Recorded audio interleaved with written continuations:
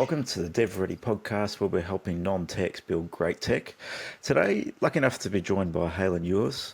He is all about how do we scale over into the US. He's an Aussie guy that's gone over to America, living in Florida, of all places. Nice and warm, I imagine, over there, Helen.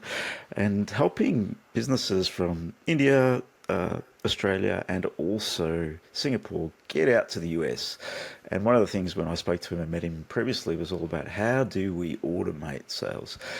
Fascinating conversation. Technology is obviously growing and scaling with us as we speak, and Halen's right at the cusp of that from a sales technology piece. Thank you for coming on and talking all about sales tech and how we might get into the US from down below, technically, in the world. It's Thanks, a Helen. long travel, It but is, make definitely. it. Yeah, definitely. Yeah. Thanks for coming on, man.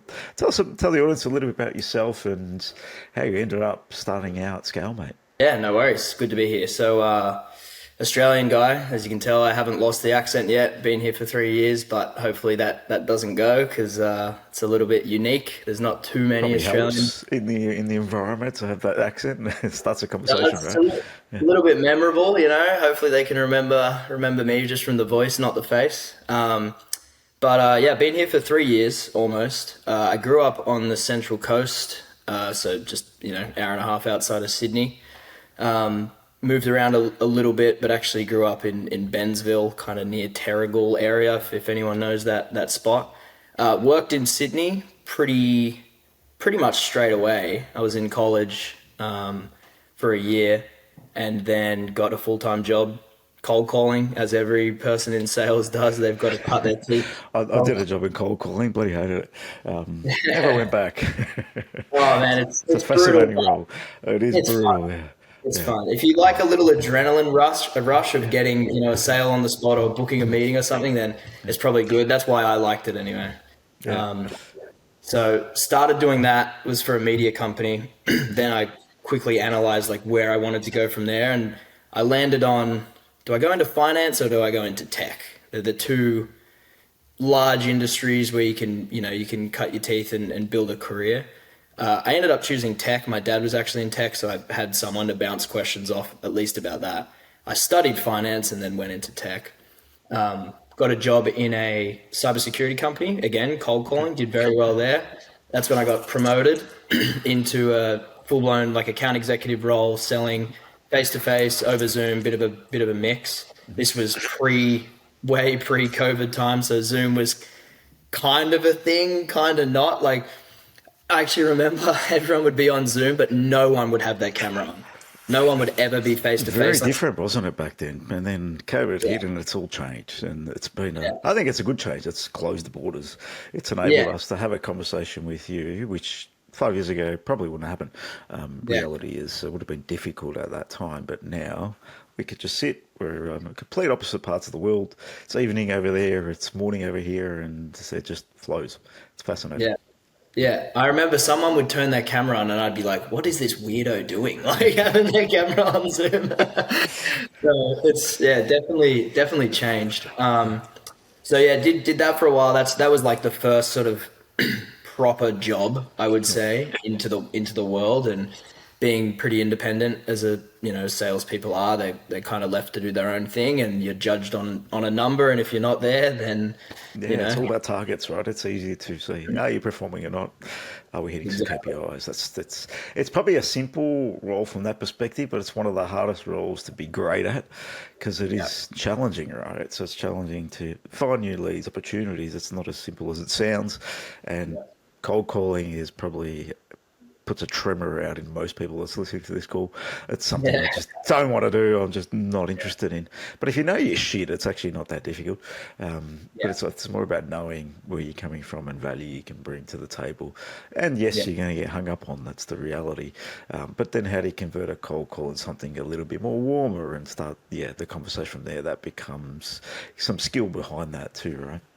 Yeah, and it's even evolved now where it's like everything's done over Zoom. So you might cold call back in the day to go and book a meeting, and then you're face to face, and it's shake the hand, look in the eye, like all the traditional sales, just acumen, right? Yep. How do you then replicate that over Zoom is like a new challenge that even I'm facing. It's like, how do you build a relationship over Zoom? In the US specifically, like it's a big country and everyone lives all throughout it. It's not like Australia where you're on the edges, right? And then most people are down the bottom right hand corner in Sydney and Melbourne. It's like the whole country's full of people in America. It's the same size roughly geographically, but the whole country's packed. So everything's done over Zoom. I did that, and then again I analyzed the job market, and I was like, what do I actually want to do? I went through a little bit of a, not a crisis, but like a, what do I want to do with my life type of question, and in that time in my life. And I found myself Googling and reading about startups just in my spare time. So Must have been I, coming up in socials because they're just all over socials. Startup raise yeah, this, startup raise that. So yeah, you see a lot of that in the world of startup. That's the glory of it, but the reality of it's not all glory. It's a lot of blood, sweat, and tears, as people listening to the podcast would understand, as if they really sink their teeth into it. So, but tell me about startups. What fascinated you and drew you in? it was those headlines. It was like, raised hundreds of millions of dollars at billions valuation, 5 years it took. It's like, Yep. wow, all right, that's pretty impressive. What other industry can do that? Like go and start a, mining business and do that in 5 years. Like it's pretty hard, right? Physical businesses. Correct. So the fact that software could scale was just, I was just naturally interested in that at a young age. So then, funnily enough, as I start getting deeper into just research and whatever, I get a message on LinkedIn, and it said, Travis Kalanick wants to hire you. And I was like, who's Travis Kalanick? Why do I know that name? Then I just obviously quickly Googled it, and oh, it's the guy that started Uber. So I was like, well, that's interesting. that's it. That's one of those recruiter messages where you go, I'm going to respond to that. Yeah. So I responded to it. He'd started obviously his new business, which is Cloud Kitchens, and that was right at the beginning of the pandemic. So it literally was, I think, March 2020 or April or something. So right at the beginning, and I took the call. I did a screening call. I went through a few different rounds of interviews and ended up being offered the job. And I was honestly a little bit worried because COVID had just started. Everyone was worried at that time, right? We're walking into the Yeah, unknown. Yeah, it trying was. to change roles into a startup, even though it's a very well-funded startup. I was Yeah, like, should I probably do the it? most secure startup you could walk into, I would imagine, at that time. I'd Yeah, say so. Yeah, I'd say so. yeah, So that's exactly the calculation I did. Ended up taking the job. Best decision I ever made. Funnest job I've still ever had, I think, even though it was a grind. But yeah. we were selling. I was the first sales hire in Australia. We were selling to restaurants, so smaller ticket items compared to what I was used to of like the tens or hundreds of thousands in subscriptions or services. It went down to the thousands kind of thing, like very, very small ticket. But it was very fun, different experience selling to SMB. Never done it before. I was usually mid-market or enterprise. Well, what Australia calls mid-market or enterprise, which is very different to what America calls mid-market or enterprise. Just a different level. But had a lot of fun there, and then was promoted, managed the sales team. That was the first time I'd been a manager. That's another challenge we can talk about in people management. And that's then how I got over to LA. So they shipped me over to LA to then So came manage in. one of Yep. the sales teams here. Got it. So Well, thanks for the background, man. It's heavily sales driven is where you've been focused predominantly, jumping into startups. Um, let's back into a bit of cold calling. What excites you about that world in terms of being able to create something for nothing? Because that's the fascination in cold calling, and it's a yeah, numbers game, right? So just giving it out to the audience, is it still relevant in today's environment? What does it look like for you? Or are you shifting? I know you mentioned around sales technology and how we automate. What's happening in the space? Is cold calling still in the pile or in the toolkit, or is it becoming less and less more prominent? it still is for sure. And it's funny how things are cyclical and they flip.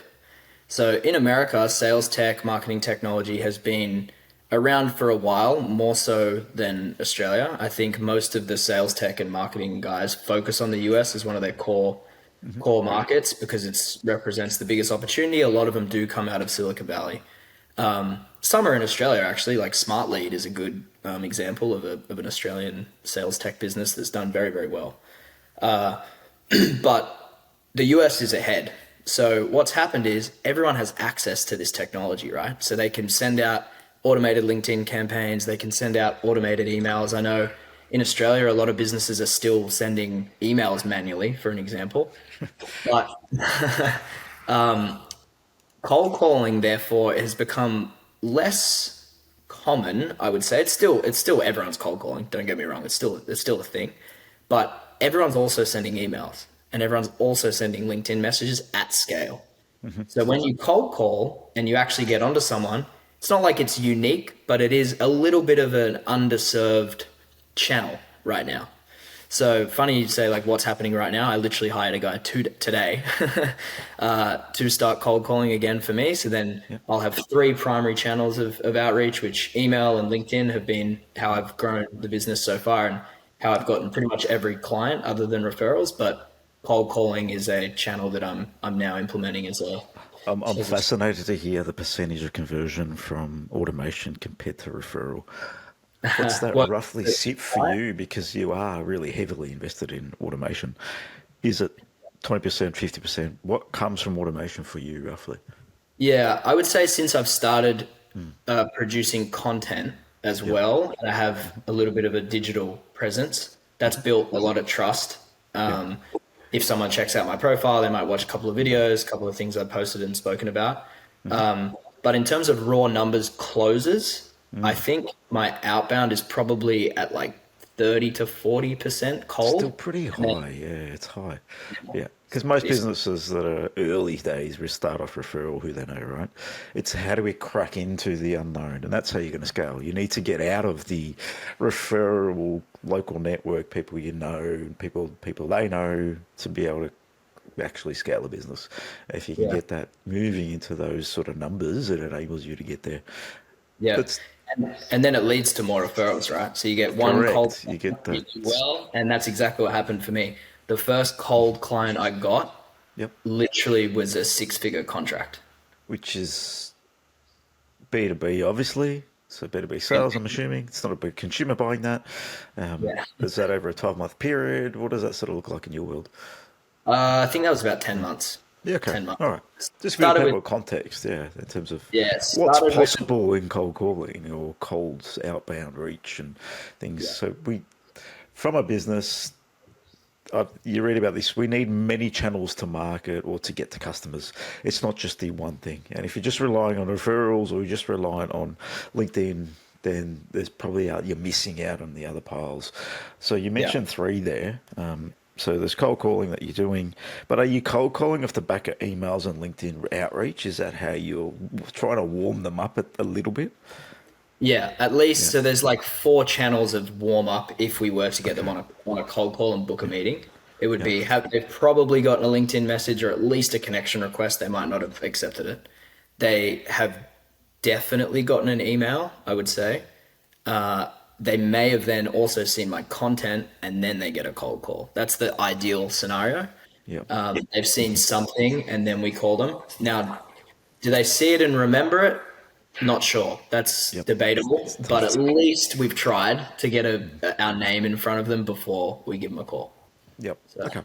And when you yes. ring people on a cold calling perspective, how often do they remember you? It's 10%, 15%, 50%. What does it look like? Yeah. Well, it's not me actually doing the cold call, That's okay. but yeah, I would say they may have seen the name probably 5 to 10% of the time, Yeah, maybe. okay. Okay, but It's that really helps. Does that it still, help? it still Is that helps. yeah, I'm sure it would help. Okay. So let's talk about a little bit. What does it mean to automate? So when people are sitting at home with they're in their early stage startup, they're looking to scale this business. They're looking at marketing, how they might get in front of people. First thing people generally go to is Facebook ads, or some sort of TikTok these days. Ads are quite cheap if you know what you're doing. In in terms of stepping out into email and LinkedIn campaigns, what's some technology that you're using? What can you bring to the table to support people in these activities? Yeah. So in terms of tech stack, there's a few key players that I would always recommend, or some version of these to clients. First is data, everything you need. Obviously, contact data, whether it's email addresses, phone numbers, first name, last names, LinkedIn profiles, all that stuff. Apollo.io is pretty much the backbone of what I use for data. It's good data. It has 80% roughly of contacts in there that actually have email addresses. The other 20% you can get using different technologies, which we can talk about. It's cheap. Apollo is pretty cheap to use. It's not going to cost you hundreds and hundreds of dollars a month. It'll be more like, I think 60 is like their base license. It's So reasonable, yeah, in terms of tech stack. And I find that sales technology generally is a high ticket price. I've noticed that when you look into this So space. Apollo is probably one of them. It gets most of their data from LinkedIn. Obviously, have a LinkedIn Sales Navigator account.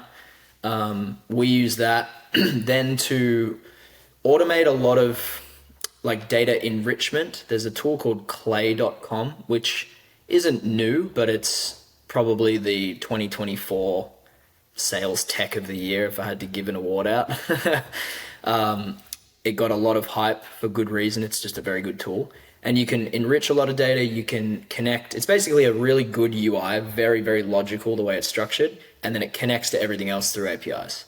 So Okay. it'll connect to an Apollo. It has an Apollo connection. It'll connect to another tool to go and get mobile numbers. It'll connect to OpenAI. It'll connect to everything. Okay. So Brilliant. it's like a workflow building enrichment So tool. almost That's CMS or not quite? not quite, Not quite. not, Okay. but it is by far like Mm-hmm. one of the most useful tools that I've got in my tech stack Mm-hmm. for sure. 100%. You Right. can do email personalization at scale. You can do so many things in Clay. It's great. Yeah. So in terms of outreach, so I use a platform called Instantly for Mm-hmm. email automation campaigns. So that's automatically sending. From there, tracking, reporting. You can even do like replies handling in there if you like. Mm-hmm. And then for LinkedIn outreach, I've used two tools right now, but I'm probably moving towards HeyReach because they have an open API Mm-hmm. versus Dripify is one that I've used historically, Yep. which is a great tool. They just don't have an API, so it's harder for me to use. Got it. In terms of we want to integrate some tools together. All right, there's a bit of information to unpack there. In terms of, you've mentioned a few pillars, right? So we're looking at some email automation, but you're really getting down to a call. And I think that's the intent, right? Getting in front of someone, having a conversation, but warming them up to that conversation as much as humanly possible. Because the Yeah. complete colds, and most of them are going to be complete cold reality, is they probably don't remember what you've sent them. Our inboxes are quite full. Yeah. What's terms of that space? They're still potentially cold, but you're just trying to warm up as much as possible, right? Yeah. On the cold call, what's your intent? Is it book a meeting? Is it what's the intent? Because a lot of people early stage sales probably might want to just jump in, talk about the product, but the reality is maybe it's what's the first yes that we need to get to. So what's the Yeah. intent for you when you're jumping on a cold call? Yeah, so cold call meaning going to book a meeting like over the phone. Hmm. We use a platform called Kixi. It's just like a dialer type of thing. So click to dial. That intent is 100% to book a meeting. No one is going to buy my services or anything over the phone. That's just, unfortunately, it sucks, but Be easy yeah, if they did. Yes, it would be take my great. credit card. Let's go. Yeah. Exactly. So 100% the intent there is to get a meeting. You need a decent hook to get someone interested. Yep. Luckily, I'm in the sales automation business, so growing your business is pretty universally accepted as a good thing.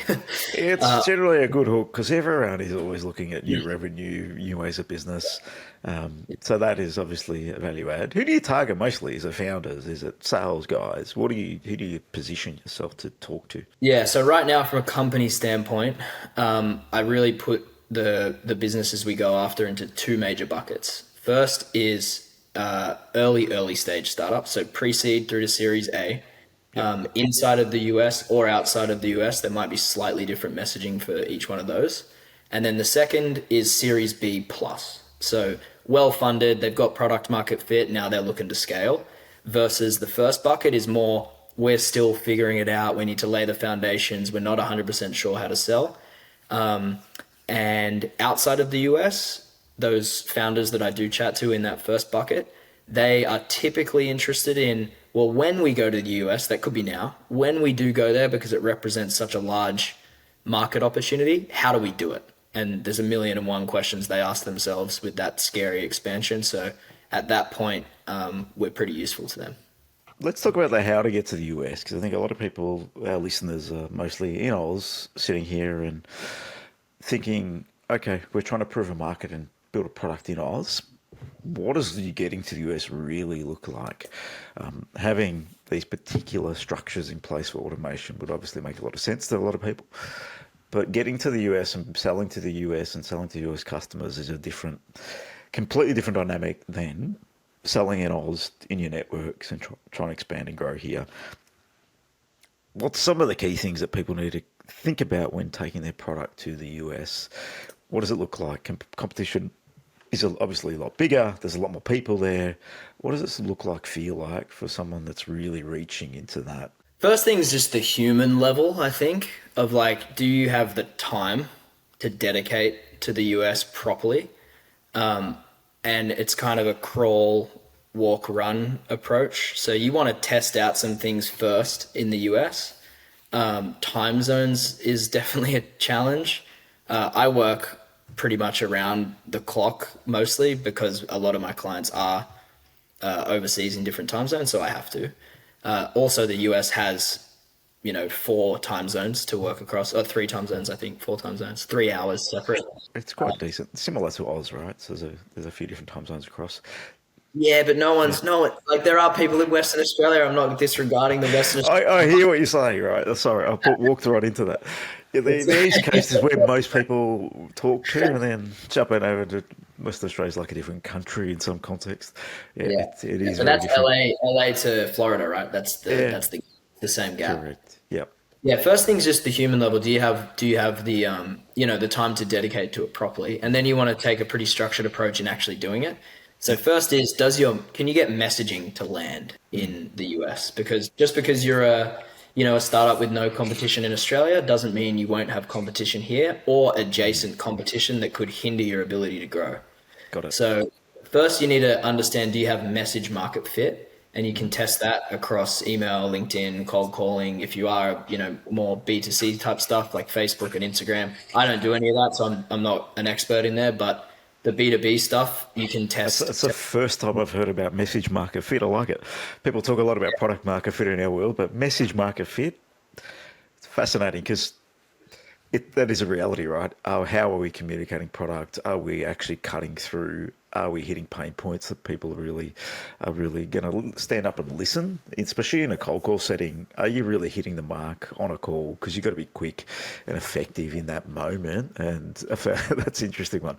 Message Yeah, market fit, something that people think about in terms of how they're yeah, really cutting through. yeah. And it's a leading indicator, right? If you can't get people to join a call, then you don't know if you've got, if you can hold a meeting and get someone to buy and then test product market fit. So Yes.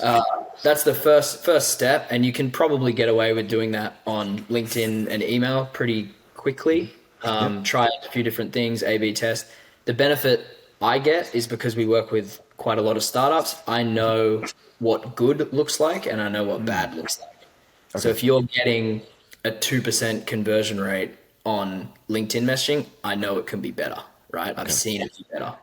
What's the best you've seen? Because a lot of people are happy to get a response in LinkedIn sometimes. What's it look like in terms of what's best look like in your world? Yeah, so we've had campaigns that get 25% reply rates.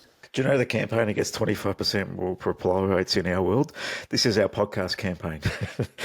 it's Yeah. it's quite easy to get people to have a chat about their product and what they're doing in the space. But in terms of sales, never got anywhere near it. So that's a fascinating number, 25%. Yeah, that's a big number, for sure. That's why I've got campaigns that do that for myself and for clients as well. And then in terms of interest rates from that 25%, I'd say it's about 70%, and then down the funnel even more. You book that meeting, but then 25% people don't show up, so then it's or 20% of You have a bit of that, right? yeah, it goes down, but still that top of funnel is definitely solid, especially if it's in a pretty automated fashion. It's very solid in an automated fashion where you've hit Yeah, 25 people out of 100 are replying, and how yeah, many are getting on a call? 70% ish. around that. It's reasonable, yeah. It's significant. Yeah, send out Yeah. 100 messages and get 15 people on a call, give or take. Yeah. That's a significant number, and it's enough to fill the seat of a salesperson day to day, right? So it's significant. Okay. So that's one of the first things. Then there's the whole conversation around product market fit, which is the next step, right?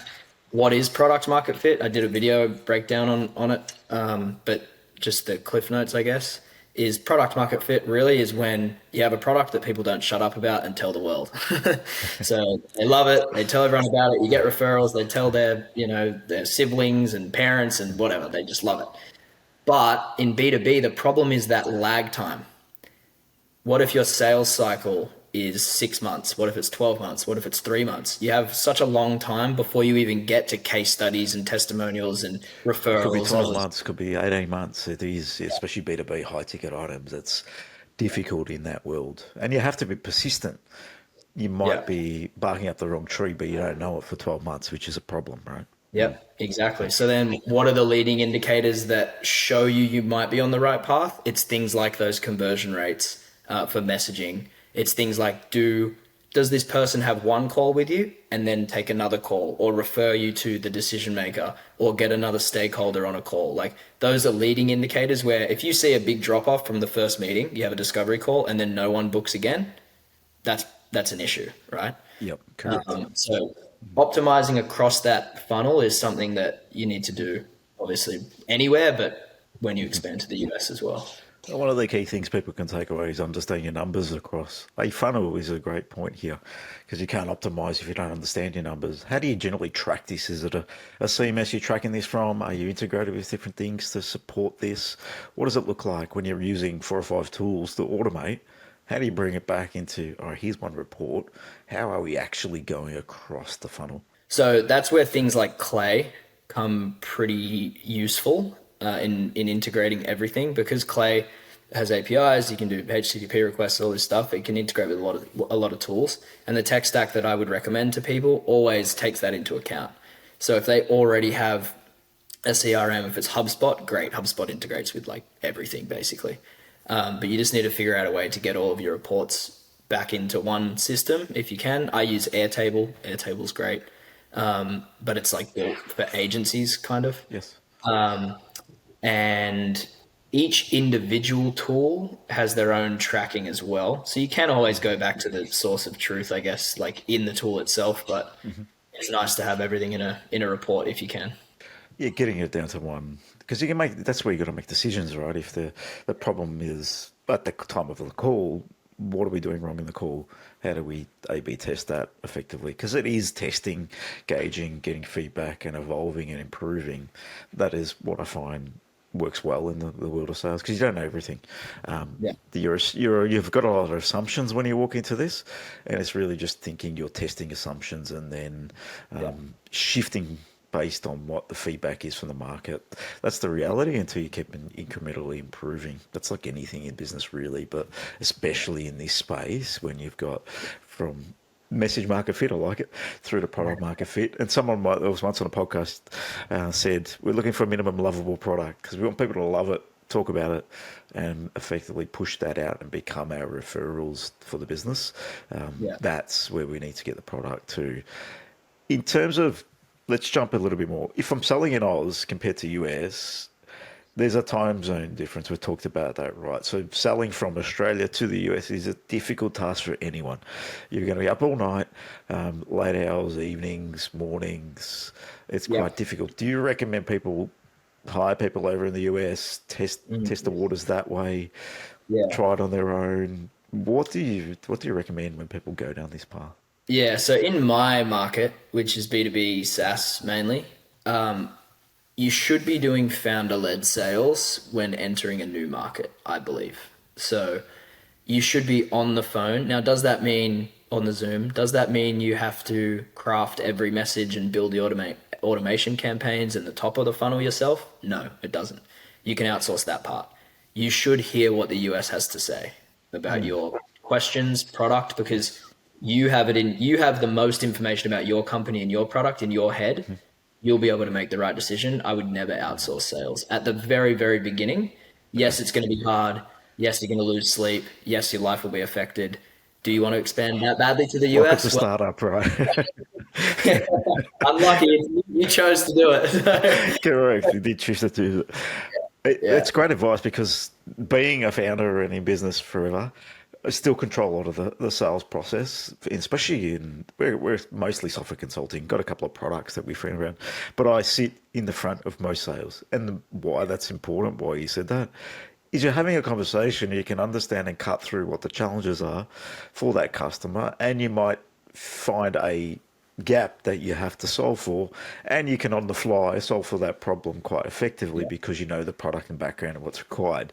So having a lot of detail around end to end, how we're building it, what the next direction is on the roadmap, there's yeah, significant on that. If you bring somebody in that's fresh, they're starting on here's the reason why we're selling it, here's the problems we're solving, here's the core features, benefits, this is yeah, what you need to dig in, this is what you've got to find out about the customer. They don't yeah, have the depth and breadth and knowledge behind them to be able to convert someone that's here, that's got a gap here, and they don't know how to close the gap. yeah. And until you really unpack that and be able to educate and really solve for those early stage, I agree. Founder-led sales is the really only way forward for probably a long time. Yeah. Becomes more support, account support, potentially from a founder perspective. I Yeah. found that works quite well and with the ones that are startups are most successful from Oz especially.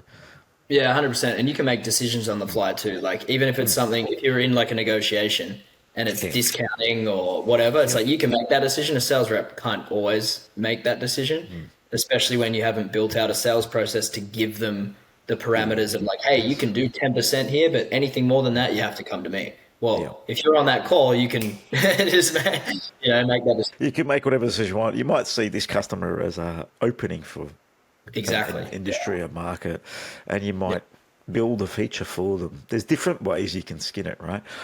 Yeah. So it gives you a bit more flexibility in decision making for sure. Yeah. So on the calls, getting face to face with customers is a priority. At what point do they need to move over to the US? Because the reality is you probably need to Yeah. if you really start hitting the mark and expanding. Or do you think you can manage it from Oz? I think it's a fair way away. I haven't seen anyone successfully Yeah. do that yet. Yeah, that's pretty tough. Wait, was the question when do they need to move to the US or when should they Yeah. start expanding? When do they need to move? Yeah. At Uh, what point? yeah, Yeah. I wouldn't move until you've got a decent enough customer base to justify it. And you can see those leading indicators are like the conversion rates, how many meetings you're getting, all that stuff is ramping up to a point where you feel comfortable that the US is the market you're going to make money in. And then that might change depending on each person. Visa requirements is never easy as well, so like there are complications around that for sure. Okay. Australia is easier than other countries, just because of the treaties we have with America. But when you should definitely have a few customers before making the move. I think whether that's $500,000 in sales or 1 million in ARR, that's really up to the founder. I think the other question that's pertinent is who's the first hire in America? Fair. CRO, VP of Sales, Account Executive, or SDR. Like those are really the four major ones. Each one has their pros and cons. So VP, CRO type person probably isn't going to get their hands dirty and do the calling and set up the campaigns and all this stuff themselves. They want to hire people to go and do that, and they build the process. So that means you're not just hiring them, you're now hiring Hiring more people people underneath them. Yes, correct. to do it. So Yeah. it's a team. And AE, while they'll get their hands dirty, they might not have the ability to go and build the process, the tech stack, all this sort of stuff. That's never been their job, right? So you'll have to support from a time perspective and setting up the process. And if you know how to do that, great. But it's time on your hands as well. And then an SDR is pretty junior, so you better really handhold those people the For, whole way. for everyone, let's expand on the acronyms. STR is?